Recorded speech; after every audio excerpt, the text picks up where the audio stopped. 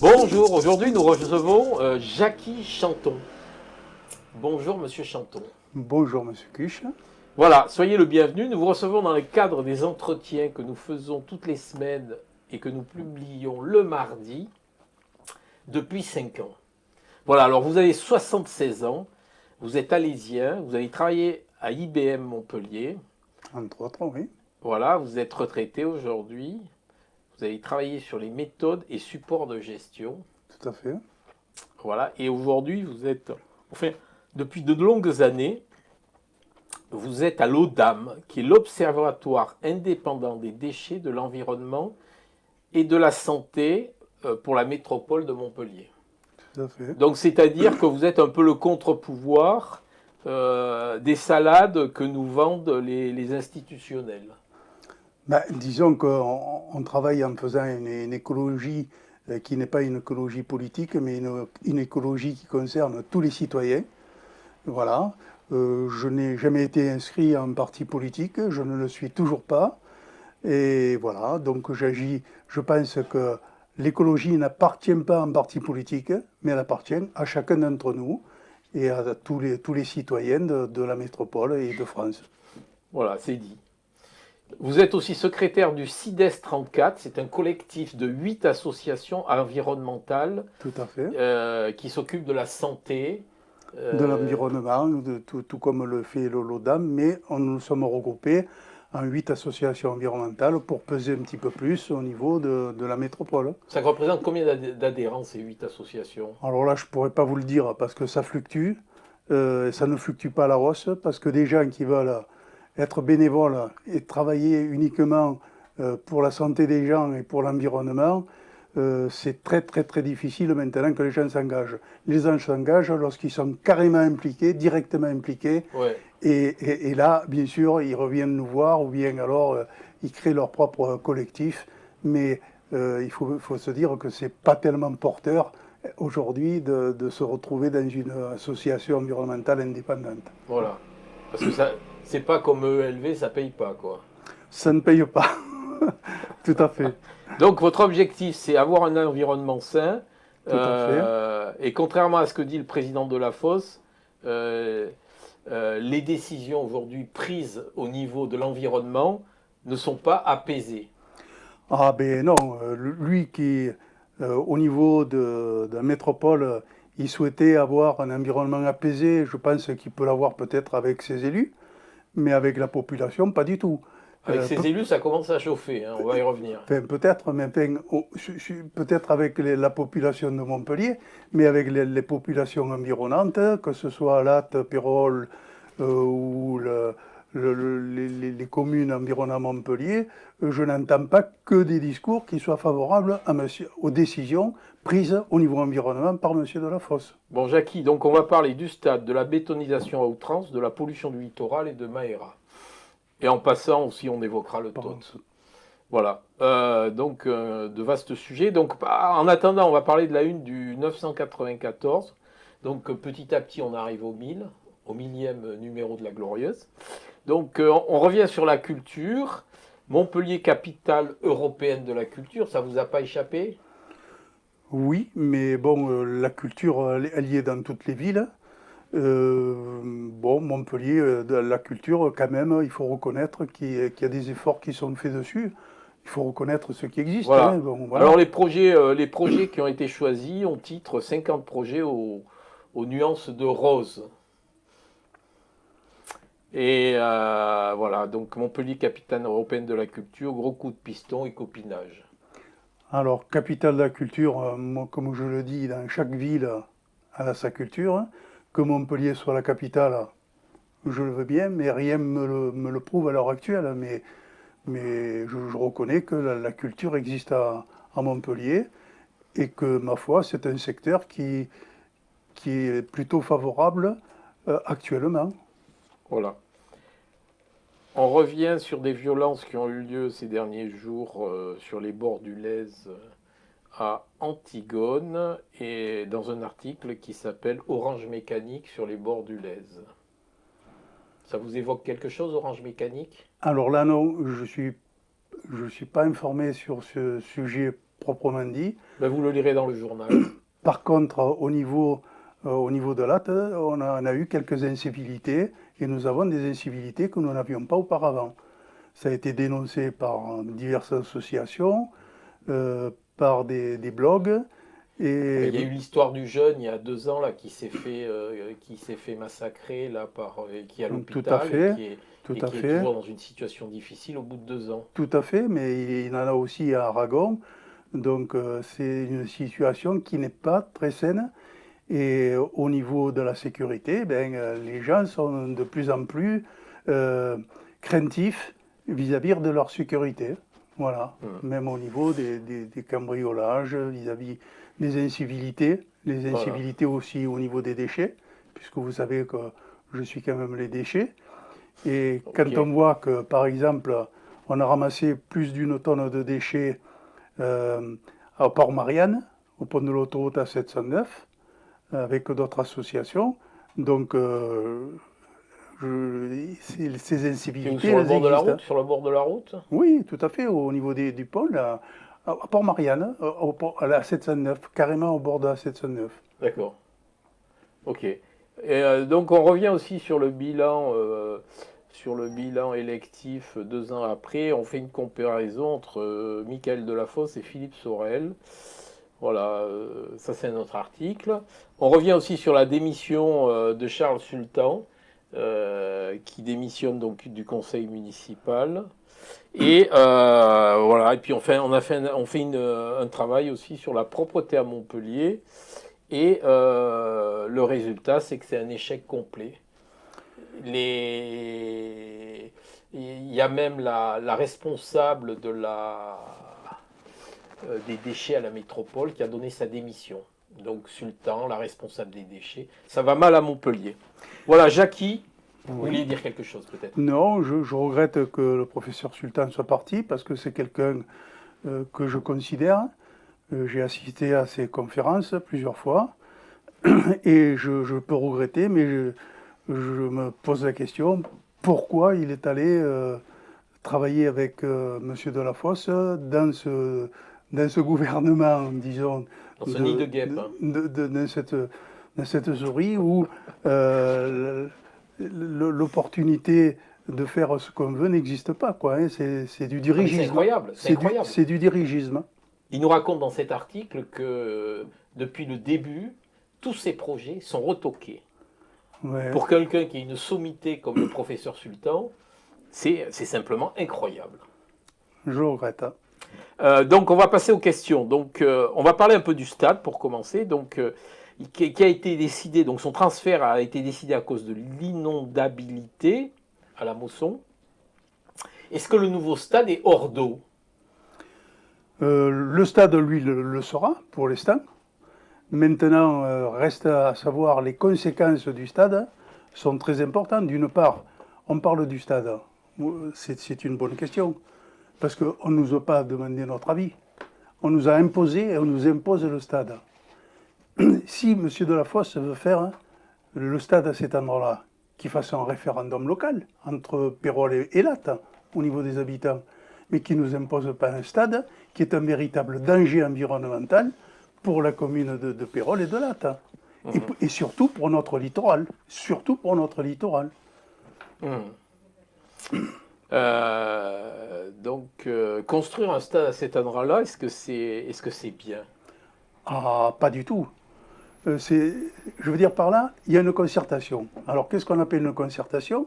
On a le droit de discuter sur tout ce qui concerne l'amélioration du stade, comment on peut l'améliorer, mais nullement on doit remettre en cause le lieu. Or, personnellement, les habitants enfin, je ne peux pas dire tous les habitants, parce qu'il y en a toujours qui seront pour, mais la majorité de gens que je connais, de Latte en particulier, sont défavorables à ce stade, pour le lieu.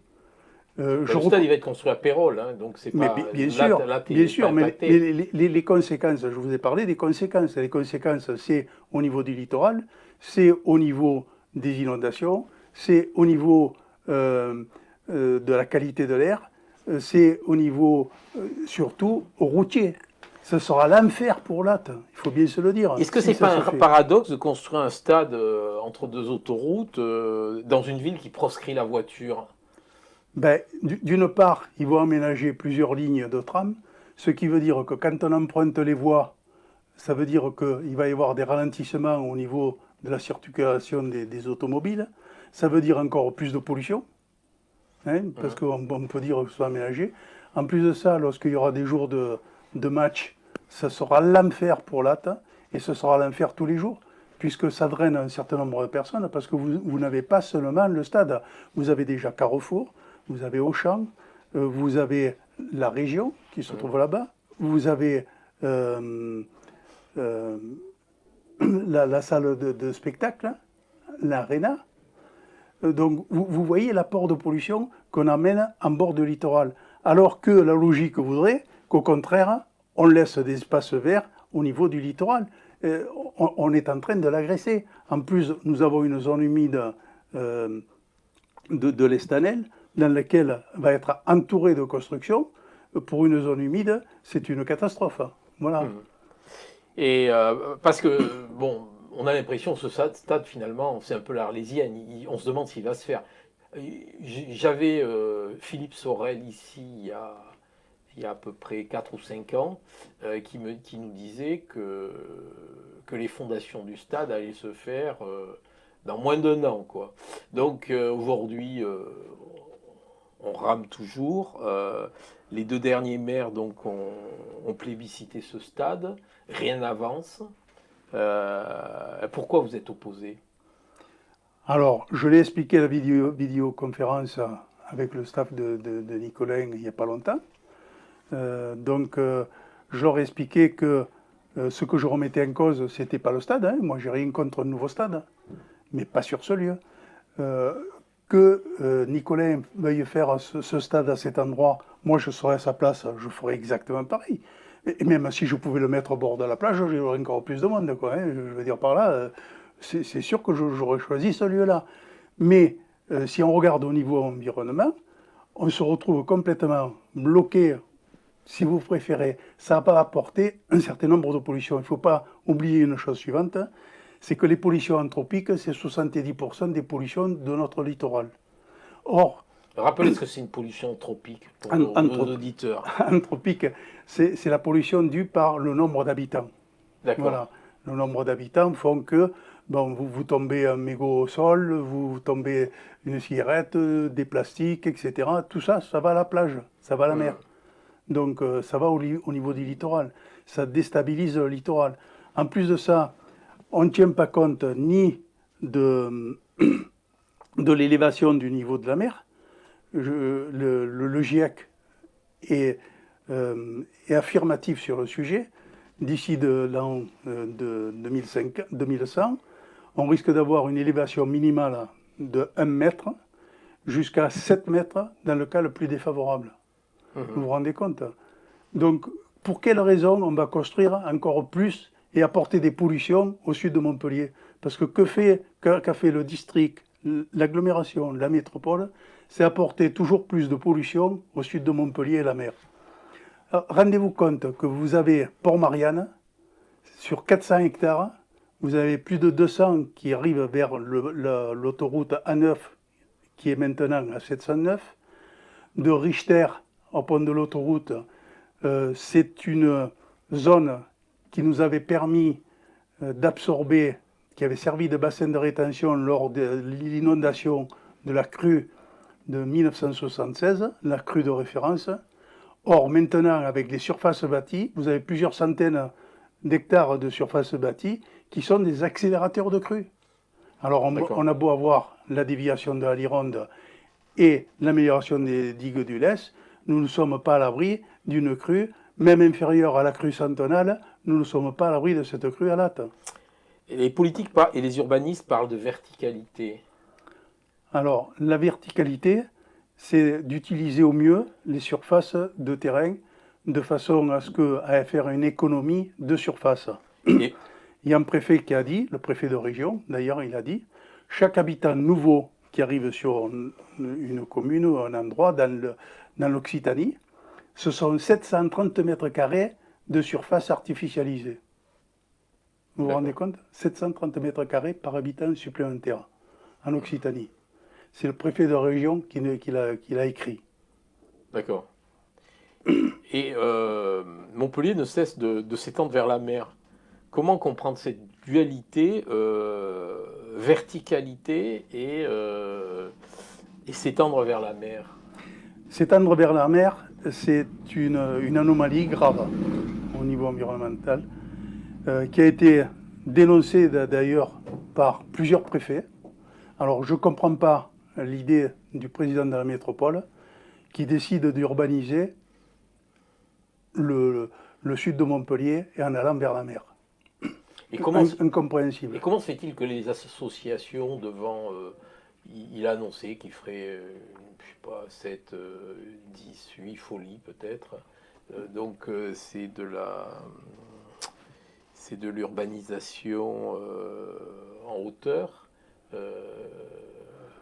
Comment se fait-il que les associations ne soient pas vent debout devant ces projets de construction, de fuite en avant, de verticalisation? Ben, dans la mesure où il faut économiser des surfaces pour les constructions, il faut rapprocher les habitants, utiliser les anciennes friches pour construire. Donc les associations sont partagées. Mais personnellement, pour faire des bâtiments, parce qu'il est prévu d'ailleurs à Boisargues, un bâtiment qui va faire 17 étages. C'est fou. Juste à côté de Carrefour. 17 étages. Alors maintenant, pour quelle raison on donne l'autorisation de construire? Parce que normalement, lorsqu'on construit 17 étages, on emploie les matériaux modernes et surtout on le végétalise. C'est-à-dire pour éviter disons les effets nocifs de la hauteur. Voilà. Et les surfaces bâties sur latte ne sont-elles pas excessives? Ça dépend comment vous voulez parler, elles ne sont pas excessives. C'est-à-dire qu'il n'y a pas trop de surface bâtie sur latte. On a l'impression que c'est un peu comme à Casteldon-le-Lez. C'est vrai. Voilà, la ville est en transformation. Dès qu'il y a un petit coin, on construit des immeubles. C'est vrai.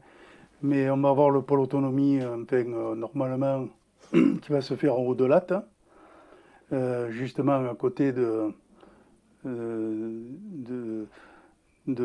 à l'Estanel, dans la zone humide de l'Estanel, en hauteur. Et il va y avoir aussi l'apport de population, d'autres bâtiments.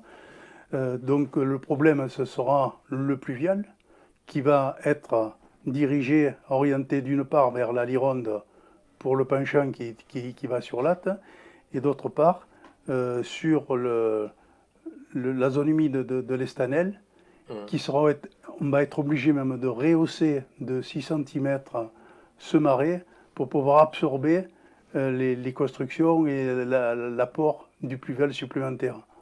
Et ça reste de toute façon une zone qui sera humide et dangereuse. Mais malheureusement, c'est une zone humide qui va être détériorée par les constructions.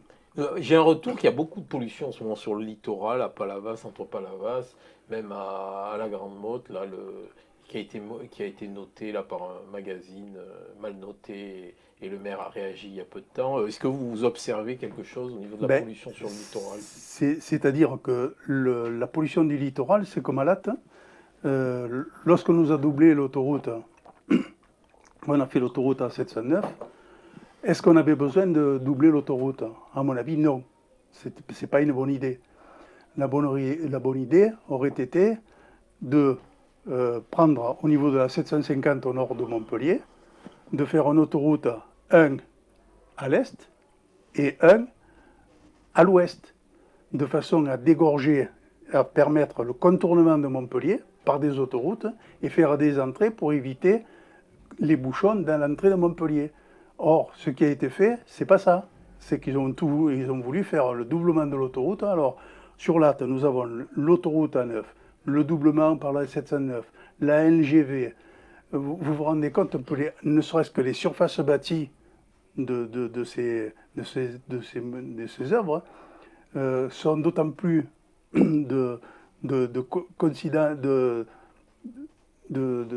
d'apports négatifs pour les inondations, puisque ça évite ça donne des contraintes au niveau des inondations, puisqu'il y a une retenue d'eau, et en même temps, on construit à l'avenue de la mer, on construit l'avenue de la mer, ce qui apporte autant de dangers par rapport aux surfaces bâties. Il ne faut pas oublier, par exemple, de la mer, c'est quand même 900 000 mètres carrés de surface de plancher, c'est de 6 à 8 000 logements, donc à terme, ça fera à peu près 25 000 équivalents habitants, plus les attractivités des commerces et activités, comme Carrefour, Auchan, l'AERA, Arena, le Fort Expo, Région, ça apportera un monde très important en direction de la mer. Donc comment voulez-vous ne pas apporter les pollutions vers la mer? Voilà. Est-ce que les étangs sont pollués? On parle de pollution au mercure en ce moment. Bien sûr. Les étangs, vous avez une notice qui a été donnée par Ifremer, qui date de 2017 et qui conjugue les pollutions, l'augmentation des concentrations de mercure sur l'étang de l'Arnelle, sur l'étang du Méjean et de Pérol. La présence de l'ancienne décharge de l'agglomération de Montpellier-le-Tot en bordure de l'étang de l'Arnelle, que l'on soupçonne d'avoir relargué des lixiviats pendant de nombreuses années dans la lagune proche à l'occasion des épisodes pluvieux. Par exemple, en 2001, il faut savoir qu'il y a eu une inondation remarquable au niveau du Tot. Le Tot a été entouré d'eau. C'est là où la SPA a été inondée et qu'on a transféré la SPA ailleurs parce qu'il y a eu les animaux qui sont décédés. D'accord. Donc vous êtes indépendant. Est-ce qu'on peut parler aujourd'hui bon, on a des écologistes qui s'occupent un peu de mettre au pas le centre-ville, mais en dehors, on a l'impression que la bétonisation continue. Est-ce qu'on peut parler de bétonisation à outrance dans la métropole?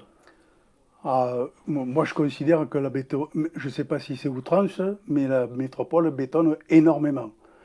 Donc, au niveau du pluvial, ça agit au niveau de la réception des eaux au niveau de Maïra, parce qu'on n'en a pas parlé justement, et c'est un problème majeur pour Maïra, puisque vous savez très bien que Maïra, elle est prévue pour 470 000 équivalents habitants, que les eaux usées, enfin les eaux traitées, elles partent direct en mer à 20 km de la station et à 11 km à partir du bord de la mer.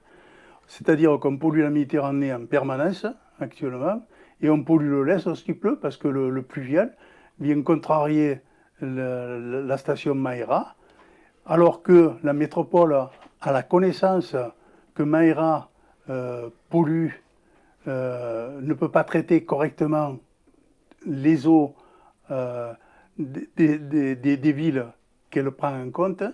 Elle n'arrête pas de connecter d'autres villes à Maïra. Par exemple, dernièrement, on a connecté Castries. Hein, et puis on a connecté aussi 5 villes qui sont hors métropole. Alors maintenant, on veut faire une extension de Maïra et on va polluer encore davantage. Donc vous avez dit 470 000 personnes. L'équivalent. Aujourd'hui, il y a combien de personnes qui sont connectées à Maïra? Il doit y être à peu près 470 000 à peu près. On a dépassé le quota. On doit être plein. Parce qu'on a utilisé aussi, on a connecté des villes alors qu'on n'aurait jamais dû les connecter. Bon, ma question c'était la bétonisation à outrance. Qu'est-ce qu'il faudrait faire alors? Il faudrait se calmer un peu? Votre recommandation? Oui, mais ça paraît difficile parce que si on accepte les gens qui veulent venir à Montpellier, il faudra bien construire des logements. Donc on se retrouve dans un tunnel. Il faudrait que ce soit prévu au niveau régional pour accepter moins de personnes dans notre métropole. À Sussargues, à Saint-Mathieu-de-Tréviers, à Quissac, à Claré. C'est-à-dire que quand vous mettez des habitants dans un site, dans un endroit, il n'y a pas que de mettre les habitants. Il faut prévoir aussi, justement, les déchets, raisonner sur les déchets, la gestion des déchets, la gestion de l'eau, parce que maintenant l'eau va être de plus en plus rare. Vous avez le Rhône qui sert pour l'étiage du lest, alors qu'on pourra utiliser de l'eau recyclée, par exemple de Maïra, au lieu de la jeter en mer, qu'elle n'a aucune utilité, on pourrait très bien l'utiliser pour l'étiage du lest. Et ensuite le Rhône, dans les années 50, en 2050, il va perdre à peu près 30% de son débit. Est-ce que nous serons toujours approvisionnés par l'eau du Baronne? Ça, c'est la question cruciale. Ensuite, plus vous construisez, plus vous amenez de l'eau au niveau des ruissellements. Et le ruissellement, c'est le gros danger pour les inondations.